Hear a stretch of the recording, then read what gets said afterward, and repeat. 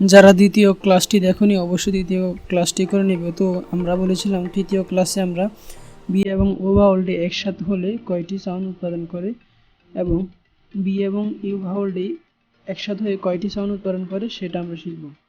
তো বি এবং ও সাউন্ডটি অর্থাৎ বি এবং ও 4টি সাউন্ড যুক্ত করে।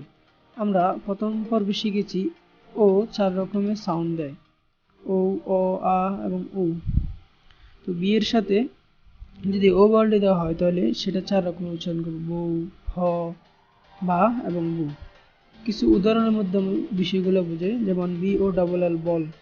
দেখো এখানে বল অর্থাৎ বি ও থাকলে বউকের বউ অর্থাৎ বল। এরপর দেখো বস, বি ও ডাবল এস বস, এখানে শুধু বয়ের মতন উচ্চারণ হয়েছে। এরপর দেখো বাউট, বি ও ইউজিএইচ বাদ, বাদটা গাছের ছাল। এরপরে দেখো বডি, বি ও ডিআই বডি, বি ও ডি ওয়াই বডি, বডি। এরপরে বি এবং ইউ একসাথে হয়ে 3টি সাউন্ড উৎপাদন করে, যেমন ভিউ, ভু এবং বা।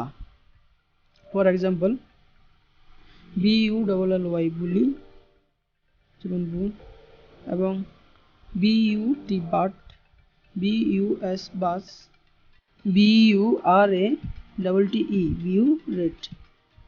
দেখো এখানে প্রত্যেকটা শব্দ এসেছে। তো এ পর্যন্ত এই ভিডিওটি।